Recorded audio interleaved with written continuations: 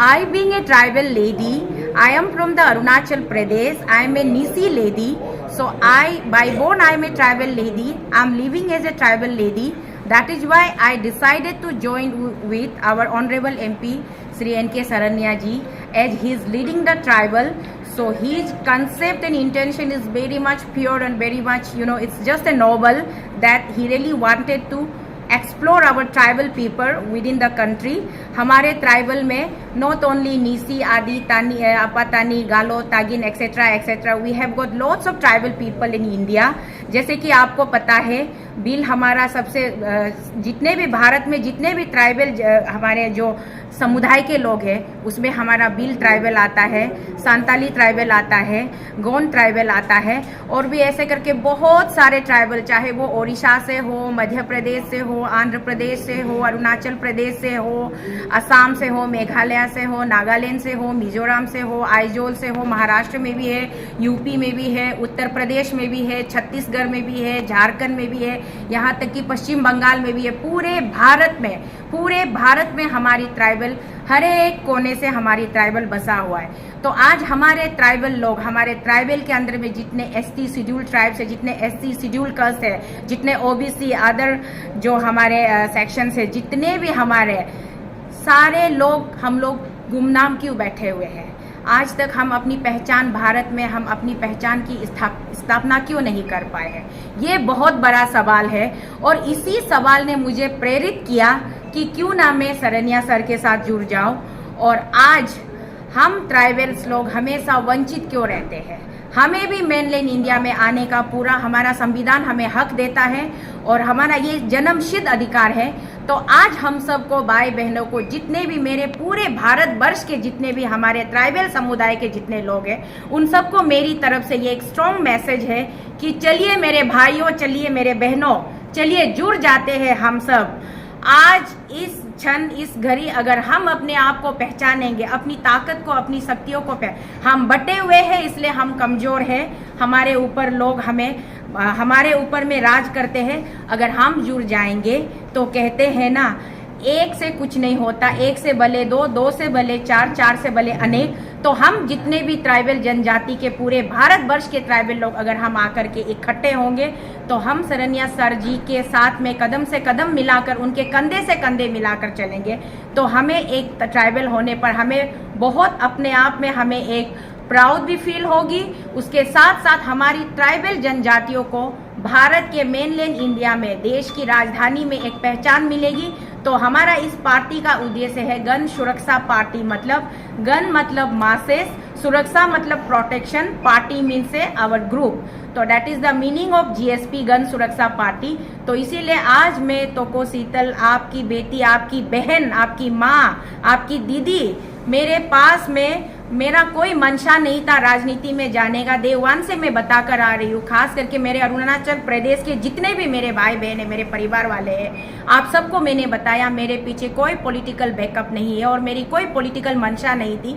मैं केवल और केवल सोशल सर्विस कर रही थी। लेकिन मुझे इस कदर मजबूर किया गया कि 1.5 महीना अरुणाचल से दिल्ली तक 2400 किलोमीटर पैदल चलने के बावजूद, यहाँ दिल्ली में हमारे जो पार्लियामेंट हाउस है, इंडियन पार्लियामेंट हाउस है, उसके जस्ट 5 कदम दूरी पर जंतर मंतर है। वहां पर 8 महीना डटी रही मैं और चिल्लाती रही, चीखती रही कि हमारे प्रदेश में किस प्रकार से भ्रष्टाचार ने कब्जा करके रखा हुआ है। उसको लेकर के भारत की माननीय, हमारी भारत की राष्ट्रपति श्रीमती द्रौपदी मुर्मू जी, जो कि वो भी हमारी एक ट्राइबल महिला है, उनके राष्ट्रपति भवन तक मैं गई अपनी ज्ञापन लेकर के, अपनी समस्याओं को लेकर के।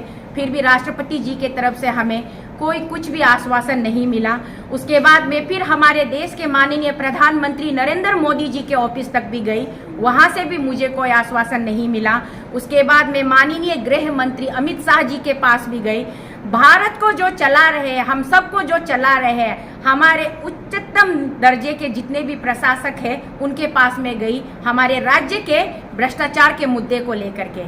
लेकिन किसी ने कान नहीं खोली, किसी ने आंख नहीं खोला।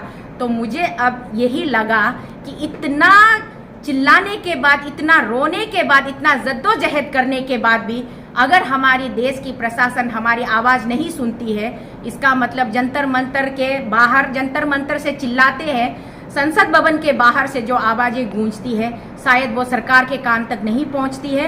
इसलिए अब हमने तय किया कि अब की बार हम 2024 में संसद भवन के अंदर हम पहुंच करके संसद भवन के अंदर खड़े होकर के हम अपनी देश की प्रशासन से हम अपने मुद्दों पर बात करेंगे। इसीलिए आज मेरा जो हमारा जो ये निर्णय है गण सुरक्षा पार्टी के साथ जुड़ने का, मेरा एकमात्र मेरा उद्देश्य है कि हमारे प्रदेश से हमारी देश से भ्रष्टाचार को मिटाना है और हम ट्राइबल समुदाय के लोगों को अपना एक पहचान बनाना है।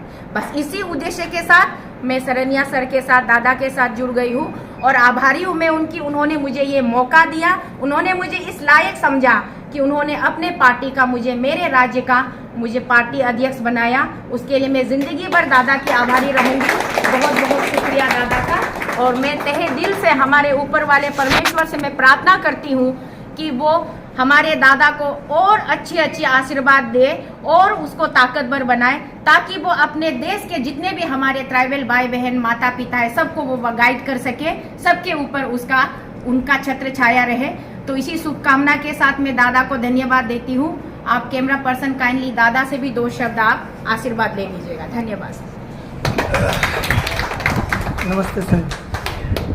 नमस्कार, मैं नवकुमार सरनिया, कोकराझार लोकसभा का 2 बार का आज़ाद सांसद हूँ। मेरे तरफ से पूरा अरुणाचल वासी और भारतवासी को हार्दिक स्वागत है। आज हमको एक पूर्व का अरुणाचल का हमको सैन्य मिल गया है। मैंने जिस दिन उनको पहली बार मिला जंतर मंतर में, उसी दिन बोला है यहाँ जितना भी चिल्लाओ ये सुनने वाला में नहीं है। जिस दिन तक आप संसद भवन के अंदर नहीं जाएंगे उस दिन तक सुने। आज मुझे खुशी है वो बहन हमारा सुना, और ये उनका जो कमिटमेंट है, उनका जो ये 2400 किलोमीटर वहाँ से पैदल चल जंतर मंतर में आया, वो जो तकलीफ उठाया, मैं और मेरे पूरा जेएसपी परिवार और हमारा जितना सारा परिवार है या हमको सामने वाले सबके तरफ से उनको बहुत बहुत बधाई है, स्वागतम है। मुझे लगता है ये दिल्ली तक जरूर आएगा, ये में कोई दोहरा नहीं है। और दूसरा बात, मैं अरुणाचल वासी को ये आश्वासन देता हूँ, मैं आपके साथ हूँ। हमारा नॉर्थ ईस्ट में 2 ही मुद्दा है, एक हमारा हक अधिकार का है और एक करप्शन का है। हमारा ही बहुत सारा भाई बहन जो शासन में है, उन्होंने थोड़ा लोगों का जो डेवलपमेंट का पैसा है वो थोड़ा हेराफेरी किया है। जो अरुणाचल से पैदल चल के आके जंतर मंतर आया, मुझे लगता है कम से कम सरकार को सुनना था। अगर उन्होंने एक इल्ज़ाम लगाया, वो इल्ज़ाम है, सिर्फ इल्ज़ाम है, उसमें डरने का कोई ये नहीं है। अगर ठीक है तो कोई गड़बड़ होने वाला है, कम से कम इन्वेस्टिगेशन चलाना है। उसके बदले उनका तंग किया गया और उनका साथियों को जेल भरा गया।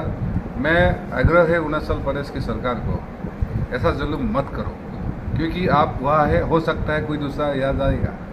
तो इसलिए मेरा विनम्र विनती है, अगर उन लोगों ने जो मुद्दा उठाया उसको इन्वेस्टिगेशन डालना चाहिए, डाल के अपने को कम से कम निर्दोष प्रमाण करना चाहिए। और मैं अरुणाचली भाई बहन के साथ हूँ और हमारा एक मकसद भी है, हम आज़ादी के बाद सारा नॉर्थ ईस्ट आपस में हम लड़ रहे हैं। मैं नहीं बोलूँगी वही में किसी का हाथ है, लेकिन असलियत क्या है, ट्रेजेडी क्या है, हम लोग आपस में लड़ रहे हैं।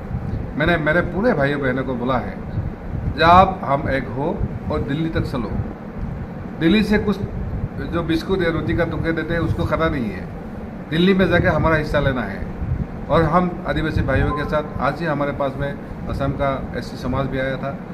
सभी समाज जो दुबले कुचले हो, एससी हो, माइनॉरिटीज हो या हमारा ओबीसी एमओबीसी हो, सबको मेरा यही आग्रह है, आप लोग आइए, अपने हाथ में हाथ रखिए और दिल्ली लेने के लिए तैयार रहिए। और जो एक मोदी जी ने बदलाव का सपना दिखाया था वो तो पूरा नहीं हुआ, लेकिन ये हीरा भाई आपको एक महा बदलाव का प्रस्ताव दे रहे हैं।